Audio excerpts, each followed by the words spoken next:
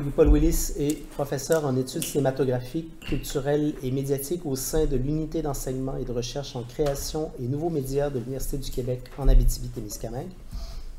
Il est également membre régulier du laboratoire de recherche interdisciplinaire sur les sentiments hostiles.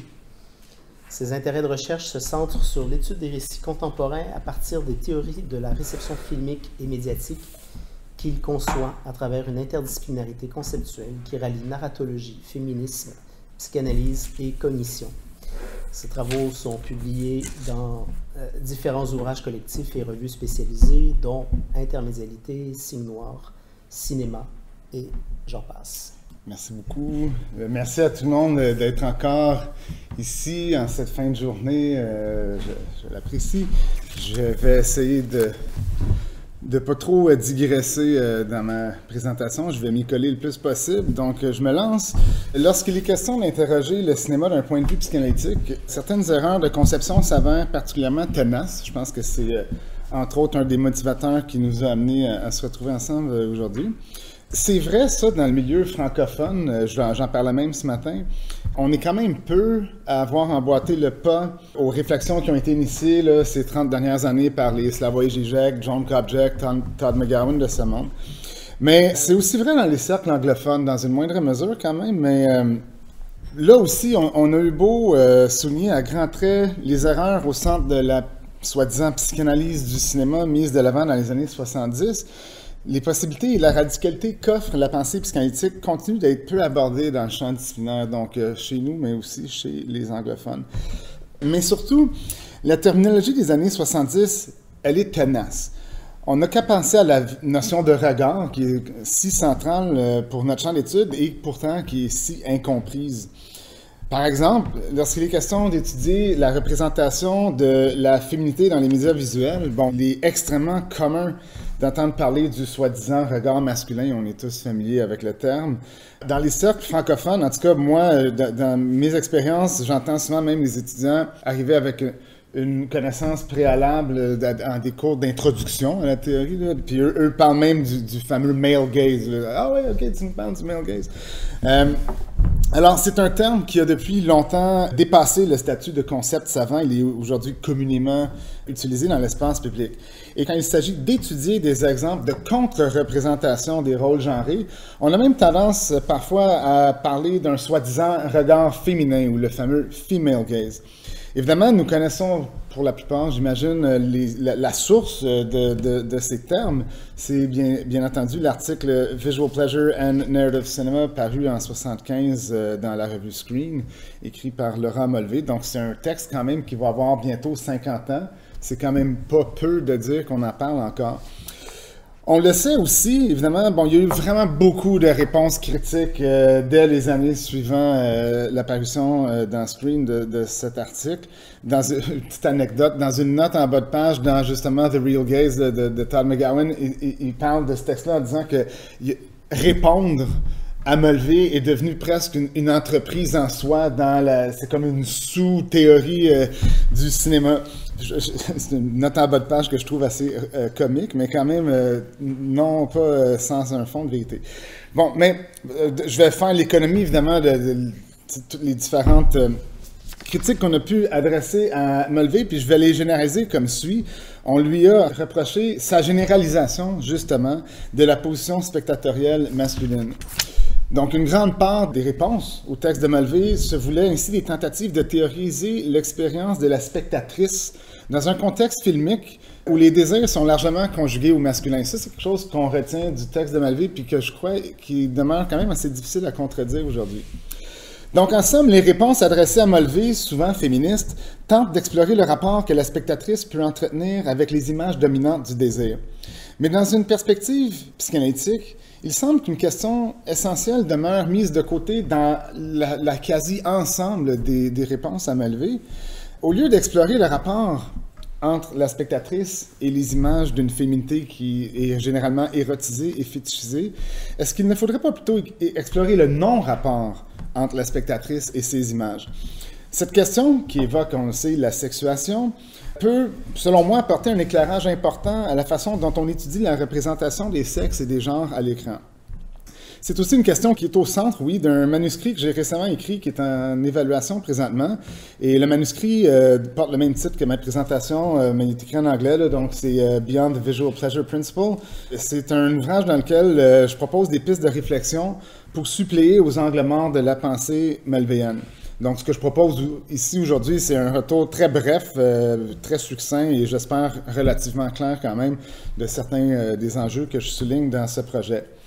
La question du plaisir visuel est au centre de l'argument de Mulvey, c'est même dans son titre. Elle le contourne quand même, elle embrasse un esquisse quand même assez flou quand même, mais il reste que bon, c'est quand même au centre de ce qu'on pourrait appeler la psychanalyse classique du cinéma, donc celle des années 70 et 80, parce que l'idée du plaisir visuel repose sur une relation qui est fondamentalement active avec le champ visuel.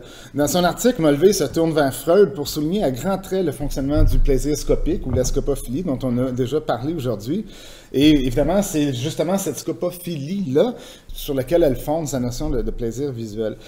Par contre, elle ne semble s'intéresser qu'à la déclinaison active de la scopophilie. Parce que dans ses 3 essais sur la théorie sexuelle, Freud situe quand même la scopophilie dans, je le cite, là, dans le plaisir de regarder et de montrer, en un seul mot. Évidemment, ça, c'est une traduction, alors qu'est-ce qui est écrit en allemand, je serais bien mal en point pour le dire. Mais je vais insister quand même sur un détail qui est majeur, c'est que Freud décline la scopophilie autour de 2 pôles. Donc, il y a la scopophilie active. Dans la citation, il dit « regarder », on pourrait parler de « voir ». Et il y a la scopophilie passive, que Freud nomme en disant « montrer », et nous, on pourrait peut-être parler du fait d'être vu. En psychanalyse, le plaisir est toujours conçu selon cette binarité entre l'action et la passivité, entre le désir de posséder l'objet et le désir quand même beaucoup plus radical de se soumettre à l'objet. C'est d'ailleurs dans cette binarité qu'on retrouve l'opposition entre le plaisir et la jouissance. L'idée que se fait Mulvey du plaisir visuel repose essentiellement sur la notion d'une scopophilie active qui serait inhérente au spectateur de cinéma. Ce dernier chercherait à posséder une forme de maîtrise par la vision, en somme. Et en dédiant toute son attention à un plaisir visuel qui découle d'une relation active au champ visuel, Mulvey, tout comme l'ensemble des théoriciens de son époque, fonde sa réflexion sur une conception qui est incomplète du désir et de son fonctionnement. Et puis ça a été quand même largement documenté et réfléchi là, dans les 30 dernières années. Lorsqu'on considère le désir en lien avec le champ visuel, il faut bien entendu considérer l'existence de ce désir actif de voir. Mais il faut aussi considérer le désir beaucoup plus radical et passif d'être vu. Et c'est cet aspect qui est entièrement absent des réflexions de Mulvey, mais aussi de la plupart des réflexions qui s'inscrivent dans son sillage. Pourtant, c'est dans notre rapport passif au champ visuel que se manifeste le regard, le véritable regard, celui dont Lacan trace les contours dans son séminaire 1, mais qui figure quand même dans son séminaire 11, oui, mais qui figure dans ses réflexions dès le séminaire 1. Alors, en considérant ces limites dans le propos de Mulvey, on peut constater que l'idée du plaisir visuel et du soi-disant regard masculin qui le sous-tend demeurent des concepts limités. Le cinéma produit des rapports beaucoup plus complexes au champ visuel, notamment par le biais du regard, qui se manifeste comme l'angle mort dans la vision.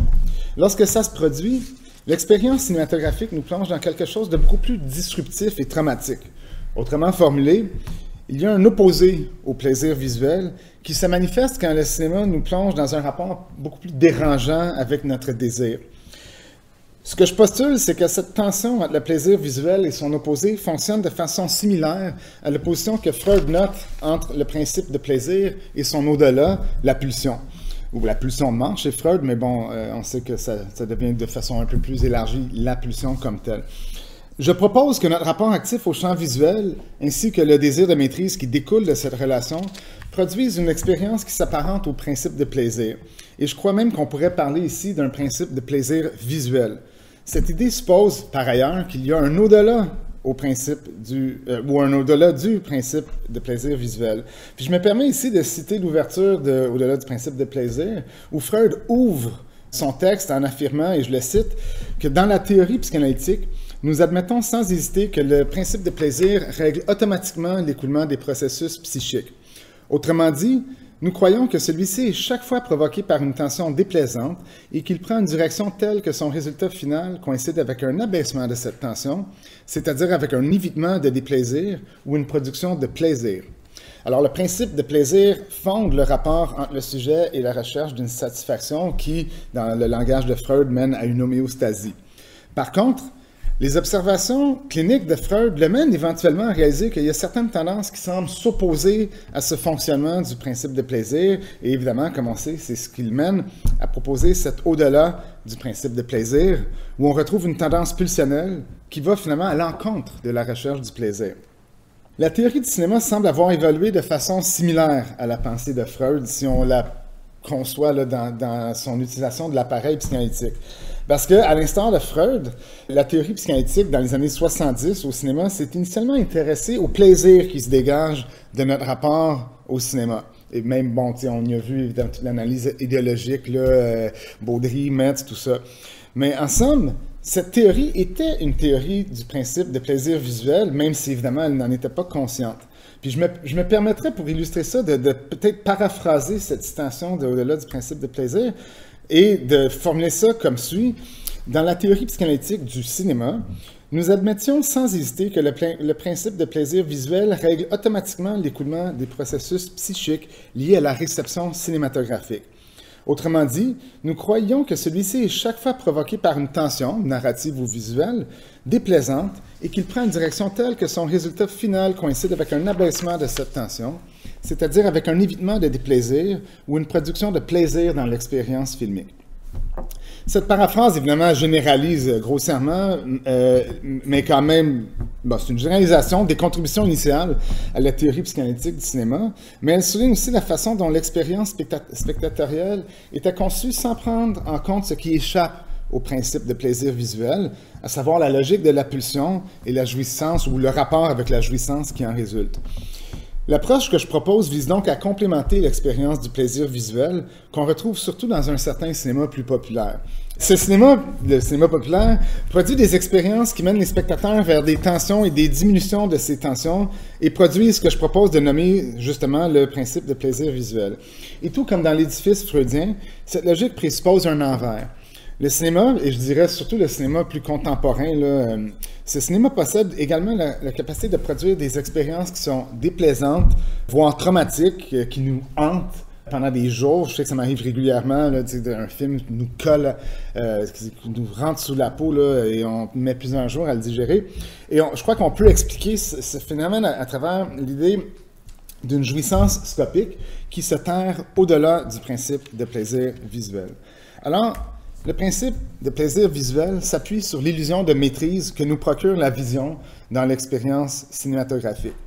Et puisque le point de départ de ma réflexion se situe dans le plaisir visuel mulvéen, c'est-à-dire un plaisir visuel qui est obtenu par l'entremise des représentations fantasmatiques de la féminité, bien c'est autour de cette question que je souhaite développer l'idée justement d'un principe de plaisir visuel au cinéma. Le plaisir visuel dont nous parle Mulvey doit être mis en rapport avec l'idée selon laquelle toute forme de maîtrise est en fait un leurre.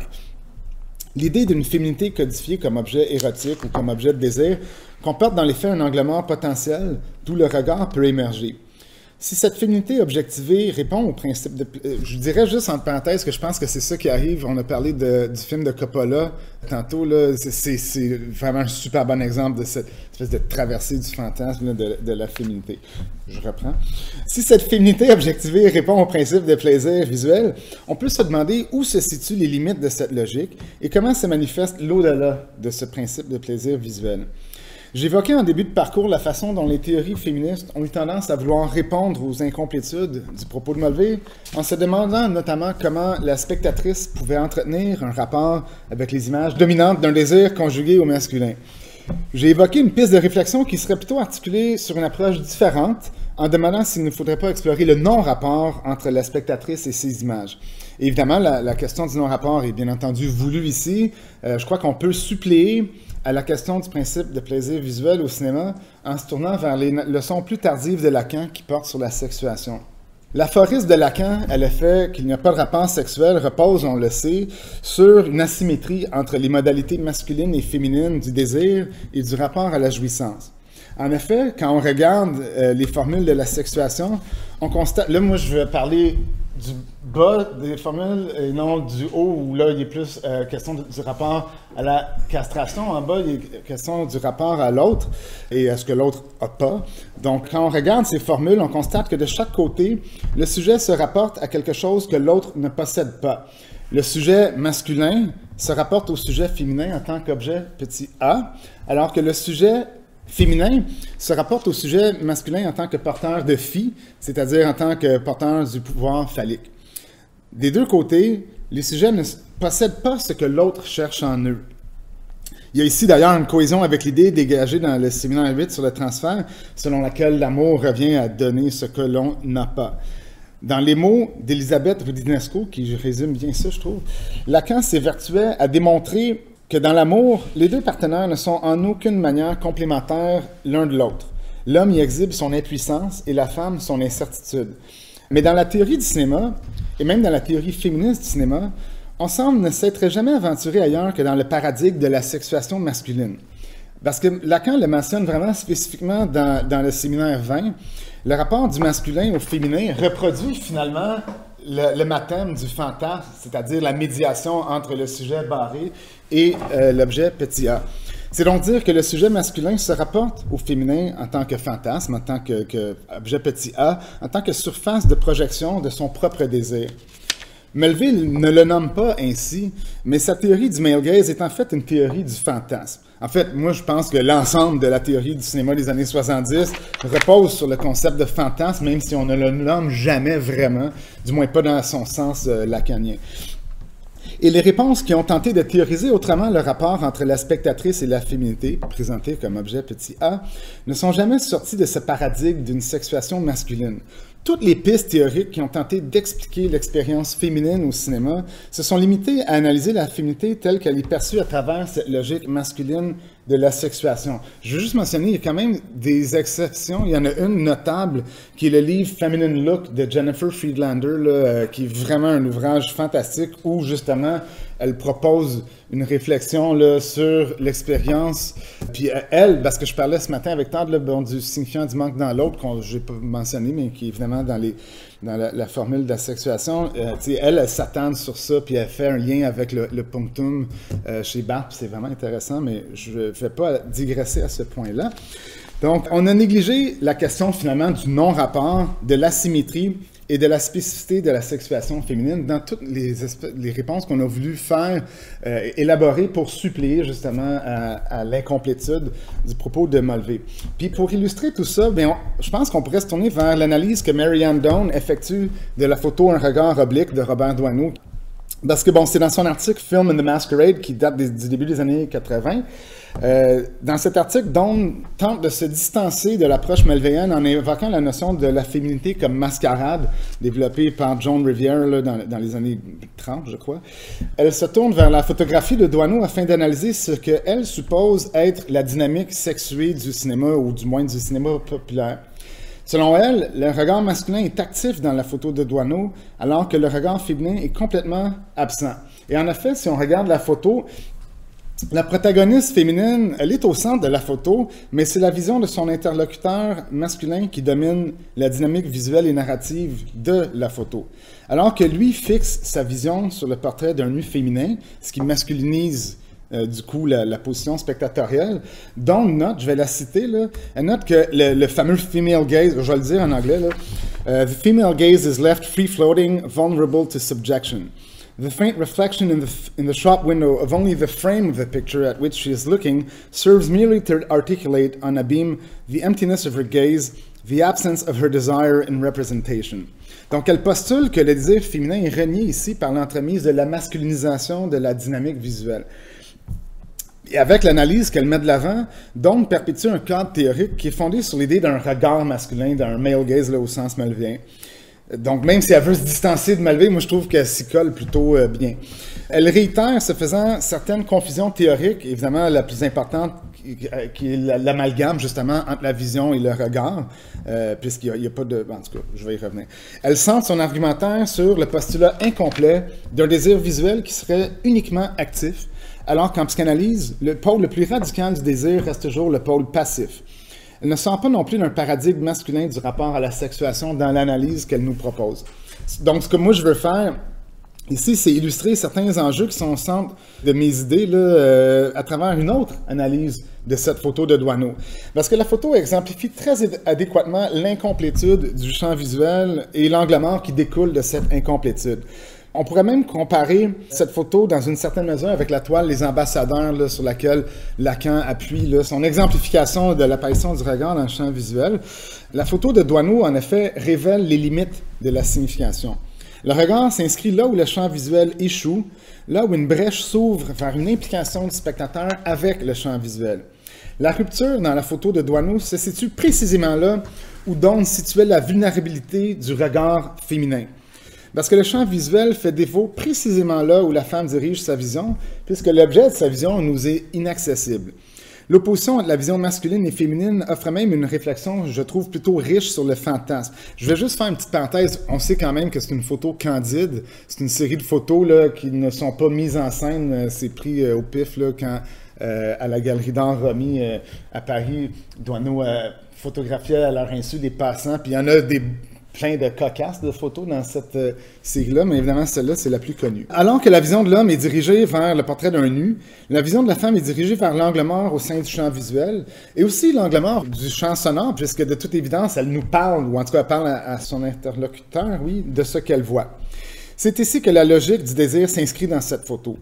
La dynamique visuelle de la photo et l'angle mort qu'elle comporte impliquent beaucoup plus que ce que suggère Donne, selon qui la photo, je la cite ici, serait « a dirty joke at the expense of the woman's look ».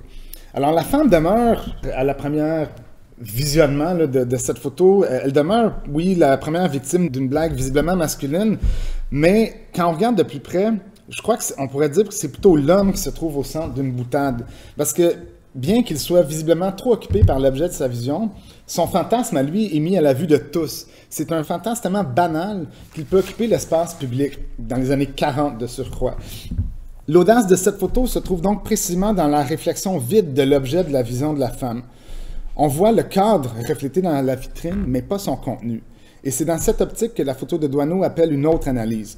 Je suis d'avis que le désir féminin est tout sauf absent ici. Au contraire, il est le lieu d'inscription du regard que la photo renvoie au spectateur.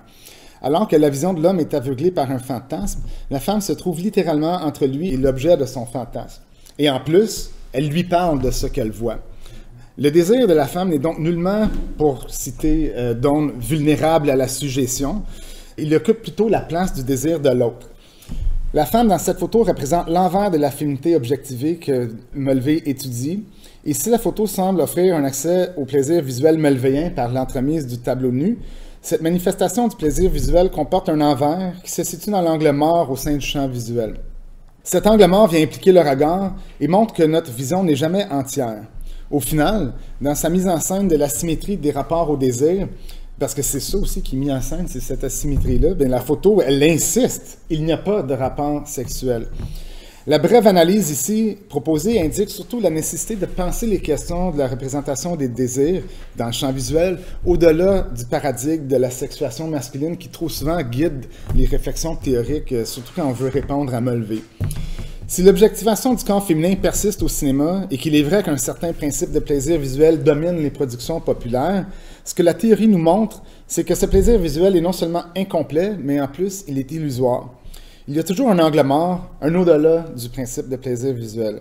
Cet angle mort constitue le lieu de la radicalité potentielle du cinéma. Il représente aussi un lieu qui reste à explorer au sein de la théorie du cinéma. Et ultimement, l'idée d'un au-delà du principe de plaisir visuel permet de mettre de l'avant une théorie psychanalytique du cinéma qui pourrait prendre en compte les tendances plus contemporaines d'un cinéma qui se plaît beaucoup plus souvent à nous déranger et à ne pas nous laisser impassibles, nous, les spectatrices et les spectateurs. Voilà, merci.